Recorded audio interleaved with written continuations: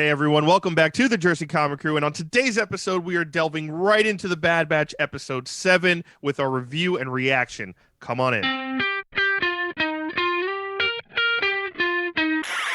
What's up, everybody? We're the Jersey Comic Crew, and on today's episode, we are talking Bad Batch, Episode 7, Battle Scars.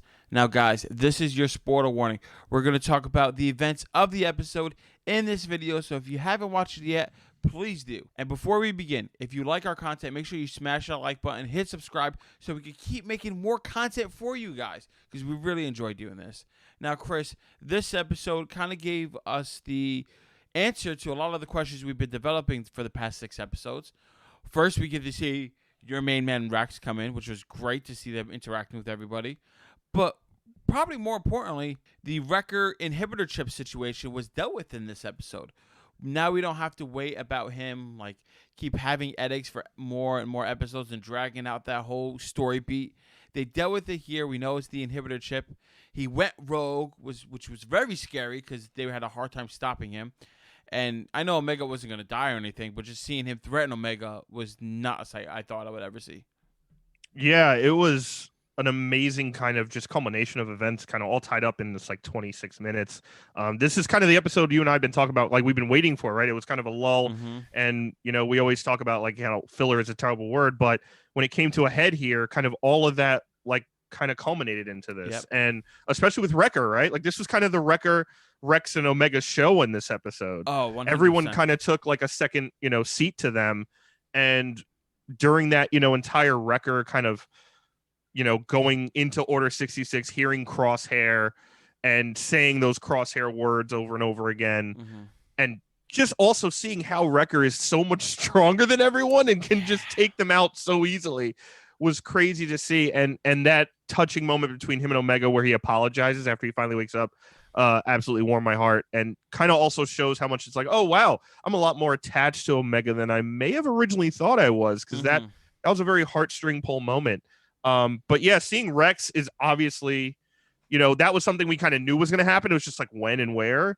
Kind of getting that confirmation that the Martez sisters was his contact was also pretty cool. That paid off immediately after last week. Exactly. One thing I did want to touch upon with Omega, again, we kind of see her get this sensation, or she knew something bad was going to happen. She was trying to warn not Crosshair. She was trying to warn Hunter and the rest of the squad, hey, we shouldn't do this. Something's not right here. I don't think we should do this.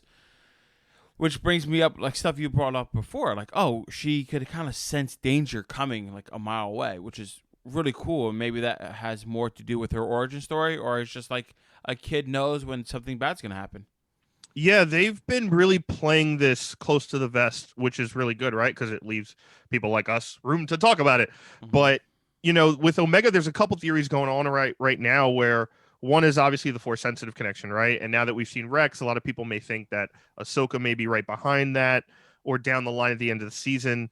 And maybe, Omega's her apprentice if she's Force sensitive. I'm not so sure that's going to be the route they take. Nah, I don't think so either.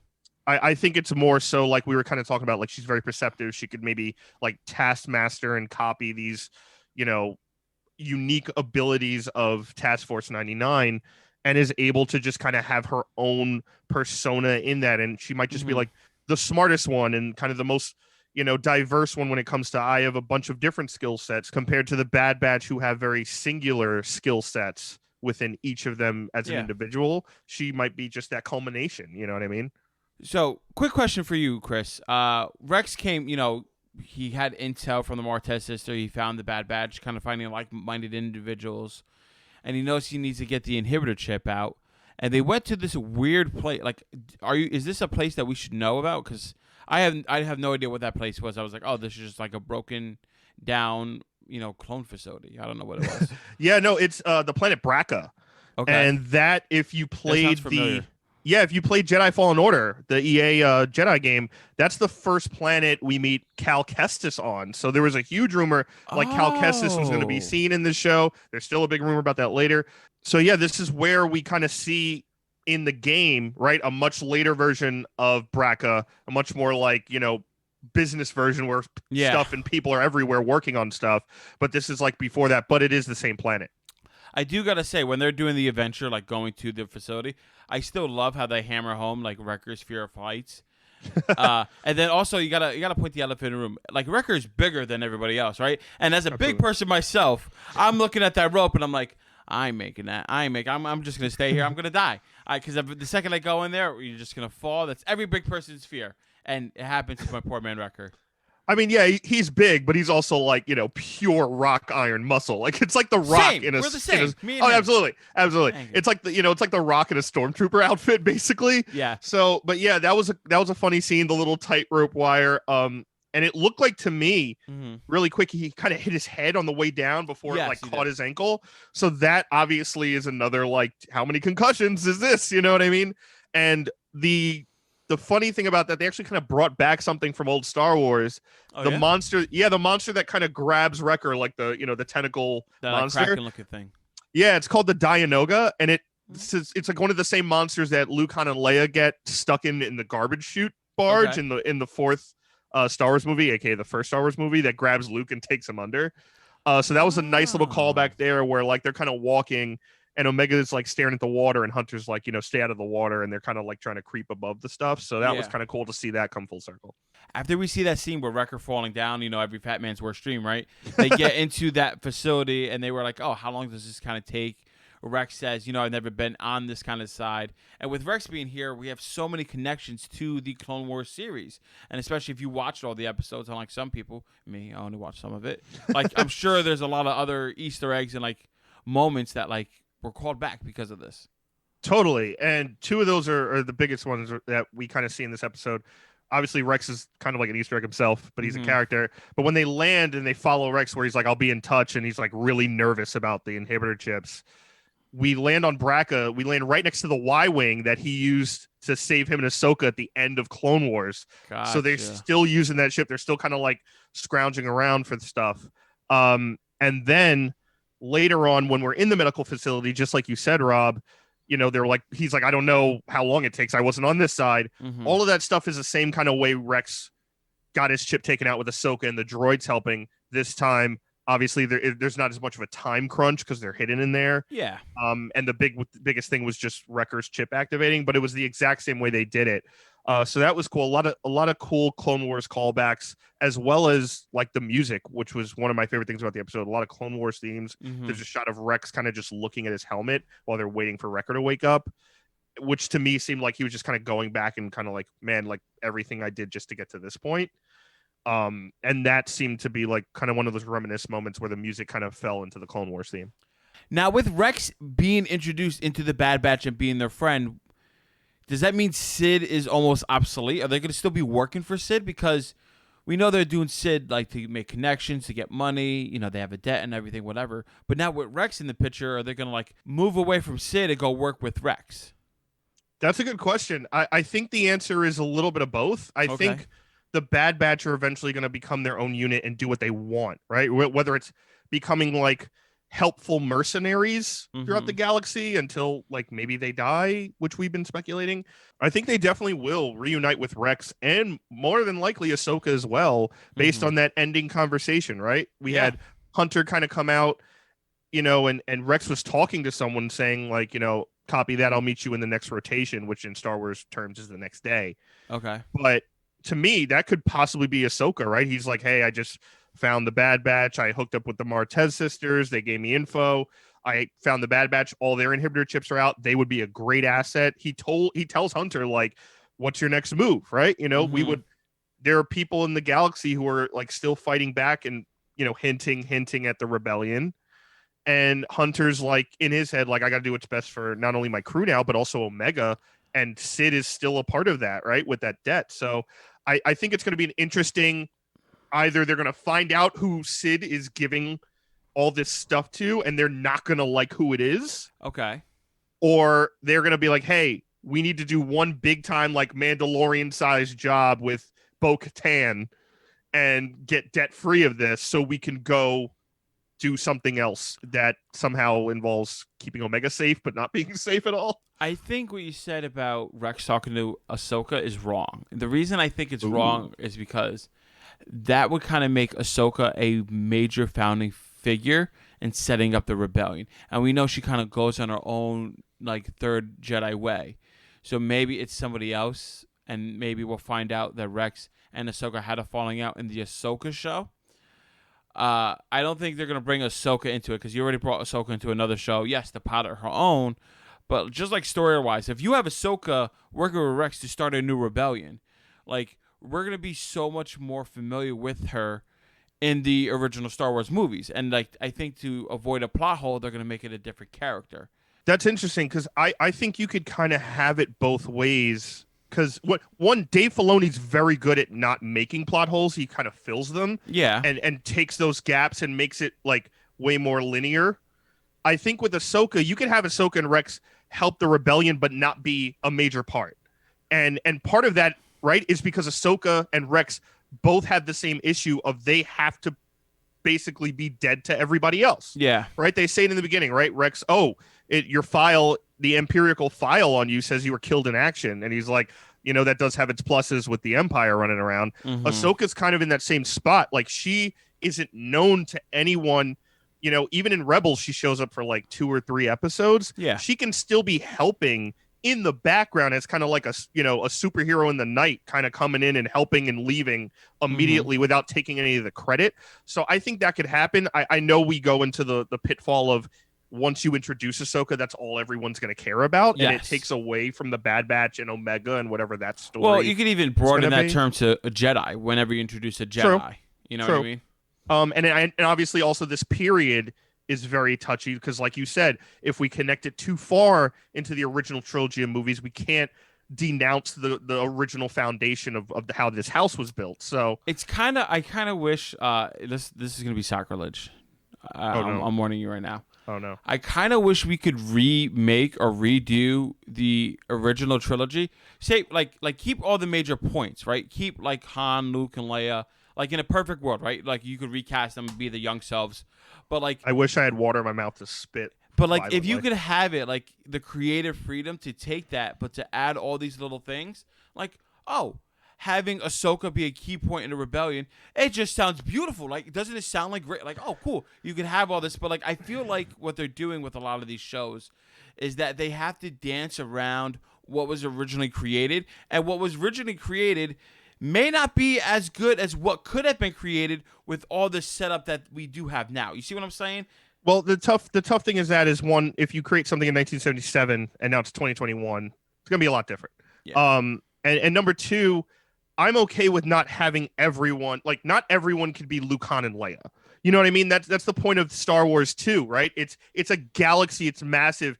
Ahsoka can have massive heroic feats other places that isn't this tiny center of the rebellion, even though that's what everyone's eyes are on. You know what I mean? True. And I think we'll see that way more in her show, her live action show. But focusing on the Bad Batch, to me, and I think you're with me on this one, it's more of a Rogue One situation, right? Like, correct. It's going to be hard for these guys to get out alive because then you fall into that pit trap of, well, then where the hell were they for the Battle of Endor? And where were they for Yavin 4 and destroying the Death Star? Like, they could have been in and out and we didn't have to send anyone to die. No Bothans would have died. Which is happening right now with Marvel. Like, oh, Thanos came and destroyed the thing. Where was Captain Marvel? Where were the Eternals? Where was Black Panther? Where was this? You know what I mean? Where was what's his face who has the Infinity Stones in his desk drawer? Oh, where was him? Wallace? No, it's not Wallace. I already forget his name. It's like Charlie or something. Where was that guy? He? Where was he with his desk drawer full of Infinity Stones and a Honus Wagner baseball card? He could have solved everything just by selling that card. He's like, Tony Stark, here's more money. Yeah, here's more money for other things. But like, yeah, no, that falls into the trap of shoulda, woulda, coulda. And you could do that for any franchise, right? You can do it for Marvel, Star Wars, DC, anime, and like cartoon series, any show on the planet you could have done coulda, woulda, shoulda. I think the magic that they're doing right now with these Star Wars kind of show properties, which is something we talked about a lot, where you were even more so than me, like they need to do long form, story driven, no more of these like 2-hour movies that don't help. And I was a little more resistant because like I was such an old head about it of like, what do you mean? That's almost sacrilege. Like we could have both. But now with Mandalorian, with the end of Clone Wars, with Bad Batch, like the way it is for this franchise seems to be long format storytelling. And I think with Bad Batch, we will get a payoff. And I again, I've never bet against Dave Filoni since Avatar: The Last Airbender. No, So, you don't. That's fair. I think we'll get a really cool resolution, and most likely also a heartbreaking one because there's a chance they might all die. Last thing before we go, Yes. we got to talk about the ending. With it looks like these weird people. I don't know what they are. They look like robots almost. They have like this battle armor. Have their the guild. eyes. The Scrapper Guild. Okay, so the Scrapper Guild. I didn't know who they were. So the Scrapper Guild is like hunting down Hunter, right? And they're like, oh, we got to tell the Empire that we see them here, right? What connection does I guess the Scrapper Guild have with the Empire? Like, do they work for them directly, or or is this part of Rampage's new like group? Because like he's hiring and making connections with people that aren't clone troopers, right? Like he's kind of like breaking the wall of the Empire, like seeking out help from other people and volunteers. Is this one of his things? Is that something you even know? I don't know for sure, but I know a lot of the guilds during this time period, right? The Republic's down, the Empire rises. A lot of them are kind of like informants for the Empire, or they're like, hey, if we tell the Empire, we won't die because we didn't tell the Empire. Mm-hmm. It like the fear in world starts becoming a real thing. The fear of doing something wrong, the fear of holding information back from the Empire is a real thing, and they're kind of Scrapper Guild, right? They're guys there to just steal parts and sell them anyway. Yeah. I think there's a big chance we either get Crosshair is a part of the fleet that they send, right? They're saying call the Empire. It makes sense for Crosshair to go there and come back and connect with everybody. Yeah, and they fight off the Imperial forces, get Crosshair, put him in the chamber, get his chip taken out. Oh, by force. By force, they have to kind of. So like when you saw with Wrecker, you saw Rex shoot him with a stun gun. So you could stun Crosshair if you could see him. If he's not, again, it's a planet full of massive. And then you could have Crosshair be a double agent. You could do that, or the other side is this, right? Because you just mentioned it. It has to have balance. Yeah. So if you bring Crosshair back to the light side, you have to create kind of another dark force to go after them or look for them. I think we could, if Crosshair does go back to them, which I don't think they need Crosshair personally. I kind of like Crosshair being a villain, but if they actually decide that, I would love to see either an early, like one of Vader's Inquisitors starting to go after them, because it seems to me like right character. Okay. Yeah, like or one of the early Inquisitors we see, like there's a bunch we see in the Jedi Fallen Order game that go after Cal Kestis. So maybe they could connect to that as well, since we're already on Bracca and we're seeing the planet. But that would be an interesting kind of countermeasure if Crosshair goes back to the light. I personally like him as the dark side, but I think him being a double agent, you can still have him do all that kind of stuff. That'd be interesting too. That would be cool. Just because that kind of seems the way they're going. To have a Inquisitor come after them would be cool, but it's like, and it doesn't throw Vader in there immediately. You know what I mean? Yeah, but you still have you're introducing somebody who's very Jedi adjacent. Well, yeah, totally. Force wielder. Yeah, and then you're like, oh, I just care about this Force wielder, and maybe they're gonna have a Force battle with somebody, and Mega's gonna get Force, right? The whole conversation steers away from a group of individuals doing crazy stuff to, oh, somebody with a Force is after them. Is one of them going to develop the Force? Are we going to be able to move forward and do that kind of thing? And it kind of takes away from the show, which unfortunately, like, I want more Force, right? And everybody, I think, from the Star Wars fandom can agree, like, we want more Force users, but that's what we want.